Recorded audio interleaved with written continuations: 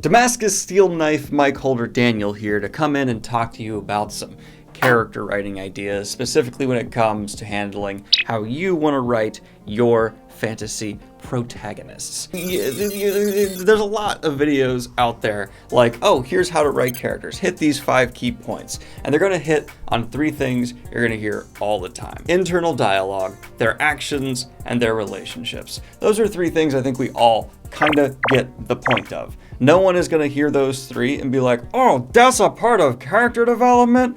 Who could have known? So I'm not going to spend too much on these 3 points, but I will just reiterate, they're important. Internal dialogue is kind of like the backbone to the character you will be establishing if you're choosing to write this way. It's something you don't want to overuse and abuse, but it's kind of difficult to get to that point. Everyone expects to be in a character's head and experience the world through their lens. So there's not a whole lot you can go wrong with here as long as you maintain some kind of consistency. Next up, their actions. Once again, yeah, we tend to judge people by what they do. See that? I did that. You judging me by that? The main thing here, once again, is to maintain consistency. You don't want a character who in one page is like, hey guys, let's be nice to one another. And then the next page, they are stabbing a child in the face with a Damascus steel knife. Now, actually, this could be a part of the character if it's like setting up conflict or like some kind of hypocrisy or evil. You get what I mean? But I'm saying, in general, that has to be a deliberate part of the character.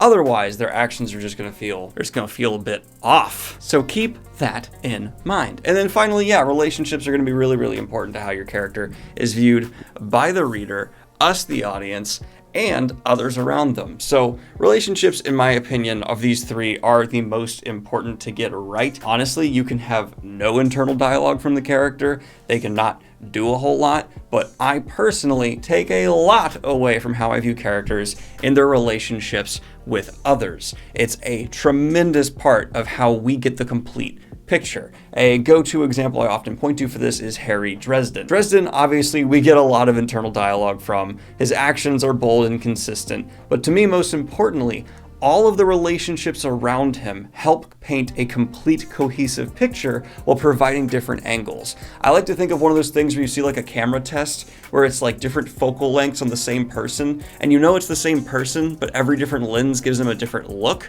That's how Dresden's relationships help paint him as a complete character. And actually, if you're a writer out there, I would recommend reading a few of especially the later on Dresden books to see how that's done, because everyone looks at Dresden different. Whether it's his apprentice or his best friend, they have a clear different understanding of who he is, but there's enough similarities and through lines that we still know this is absolutely the same person, just people who have based their opinion of him off different experiences and power dynamics. And it's textbook example, great.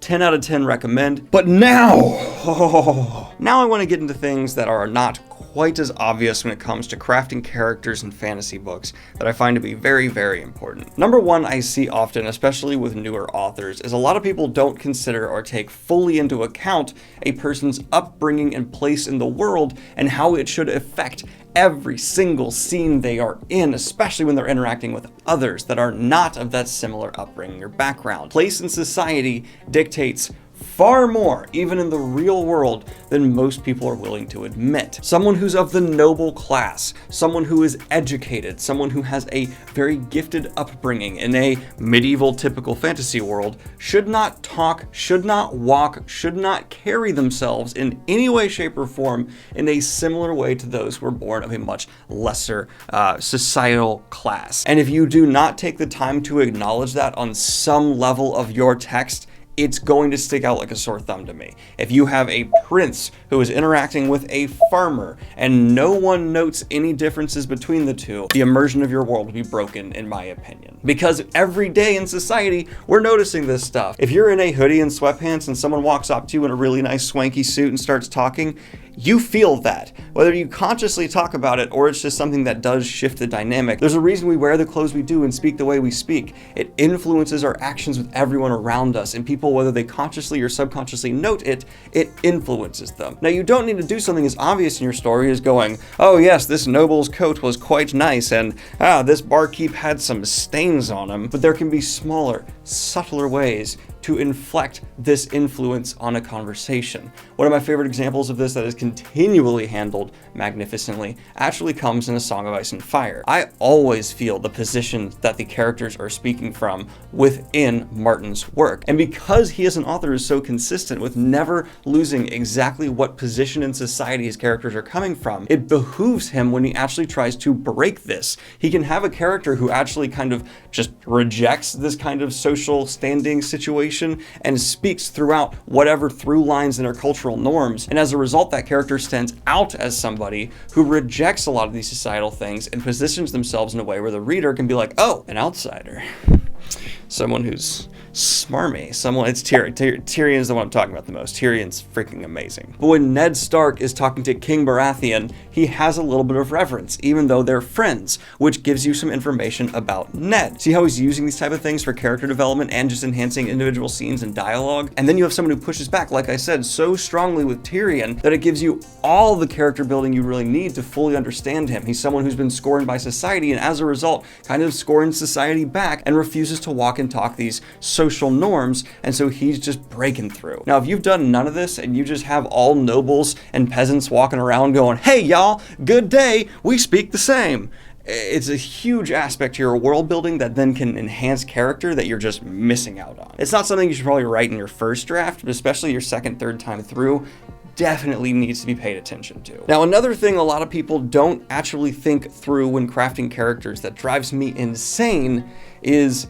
character themes. Hey man, like, what's your purpose? I don't know. There are themes with each character, at least there should be, not should, but can be. And I personally enjoy characters more who have ideas, philosophies behind them that are then implemented in the story. It gives your character a position they are coming from in nearly everything. A great example of this would be Galad from The Wheel of Time. Someone who's a moral absolutist, and it drives their character's momentum and agency totally. Every time they're in a scene, you know exactly where Galad's coming from, what his stance is going to be because of his beliefs, his ideologies. The theme behind his character's concept is just painted on every word he speaks. But it can be more subtle. Let's look over at Lyra from His Dark Materials. Someone who, as a character, is absolutely embodying certain ideas and pushing them forward. It's just a bit more subtle, and especially Philip Pullman uses the guise of them being a child and they're learning and experiencing the world to fully exercise and develop a theme of questioning, a theme of rebellion that is strong in their personality, but I wouldn't say is quite as overt in the narrative level. This next one I want to hit on is something that is actually kind of related to many things I say, but it's something that I want to see more authors, especially new first-time authors, pay more attention to, and that is going to be handling of conflict.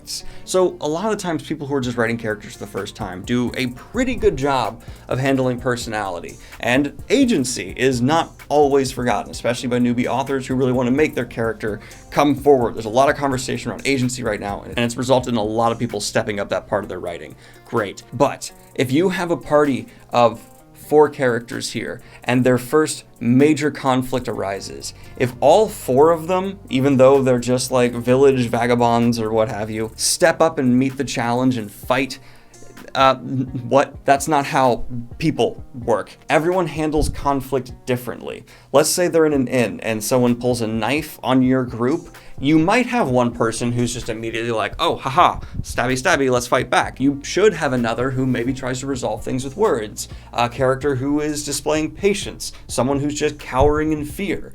Having a difference in handling conflict is another absolutely essential piece to the puzzle of party cohesion. It makes a lot of people just feel very similar and copy-paste if they're just handling it all in one way. An example of a writer who even had an excuse to make everyone just behave as a fighter but still refused to do so and had differences within the party in terms of handling conflict is Nicholas Ames when he wrote Kings of the Wild. It's a band of mercenaries. Narratively, he absolutely could have said, conflict arises, they all get up and fight, end of it, and I think as a reader I wouldn't have minded that because in that case it's justified. Yet still, because he knows even experienced fighters are not going to handle every conflict the same. When challenges arise, they each display distinct parts of their personality and skill set to show different solutions to the problem, and emotional responses. Some of them are eager, others are hesitating, a couple are showing their age and are a bit nervous. Like, all of that, once again, really helps flesh out individual characters and the whole party dynamic. I love when I can see, like, it's not going to break your pacing, trust me. If a conflict emerges, take some time to go over everyone's handling of it. Make note in that, because that's, whether we like to admit it or not, a large part of how and why we like these conflict scenes. Yeah, writing action's fun, fist, face, stab, scream, blah. But in more importantly, intense moments, seeing the extreme or controlled reactions of characters is an instrumental part in our enjoyment of that conflict writing. And now finally, the last point I want to hit on here is going to sound like I'm saying, forget everything I've said, go your own way, screw it. But you can absolutely write a hypocritical character and look at a lot of things I've just done and break them, especially when it comes to the theme of a character. Having someone who puts forth an idea but doesn't follow through when conflict arises, that's if you can pull that off, that's going to be a favorite character. People who have internal discrepancies, an ideological failure to follow through. These are people who are going to inspire so much discussion and thought from your readers if you can convey it in the purposeful sense, and it doesn't just feel like a character who's inconsistent accidentally. You have to make sure it feels meaningful, that this hypocrisy is coming through. Now, there's going to be so many examples of this from specifically First Law, because I feel like this is like kind of Joe Abercrombie's bread and butter. He has such grace with his writing hand when it comes to making you understand what a character is preaching, but 100% showing their flaws and internal illogical steps or intentional misgivings and lies to then assemble a hypocrite who you might still like or you'll hate. Nearly everyone in First Law just has some angle to them where it's like, they're saying this, they do this, them. Pointing to another popular example right now due to a recent release, I actually want to point to the Poppy War and specifically its main protagonist, Wren, a massive hypocrite of sensational levels. She is someone who has gone through so much strife, so much pain, so much anguish, and she always preaches, hey, we need to end this, we need to stop the violence, we need to find a solution, bring peace. And yet, as the series goes on, she becomes a bringer of violence. She becomes someone who doesn't work towards peace. Her own paranoia, her own anger, her own lack of understanding and ego get in the way of actually bringing about some form of meaningful change that she has been screaming for 3 books. And I'm not going to get into spoilers to the series here, but there is several key moments where Wren could have followed through, could have achieved something she's been saying she wants so much, yet she does not. But we as the reader understand exactly why. There's been so much damage done to her internally, so much psychological trouble. The idea of letting down her guard, the idea of doing something that actually would put herself in a vulnerable position where she could follow through and actually land home something like this is completely repugnant to her. She can't manage it because she's been trained through just so much awfulness that it's not possible for her. And that's one of the main reasons I feel like that series works so well. It's this display of someone who should have reached their goal, someone who really did believe fundamentally the things they were fighting for, and then is undercut by the world, by just life happening to them. And the emotional moments, the landing, the hits, the haymakers that come through emotionally with this. It's one of the best examples of having like a hypocritical character at the core of a series, really undermining what a lot's been building towards that I love so much. But anyway, guys, this has just been some random character advice I wanted to give out because it's something that I see a lot of videos on, and people do a really good job of getting some of the fundamentals. But when it comes to the more like meta level, like things you can do with your character, I didn't see as many videos going into that, so I wanted to give my 2 cents and try and keep everything I said here in your mind, but realize it's not word of God coming from me. Do what you want to do, try different things. I'm just speaking from my own experience. I hope you guys enjoyed the video. Like and subscribe if you have not already. Hit the Patreon if you want to help me fund buy more dangerous knife mic holders. Have a good one, y'all. Peace.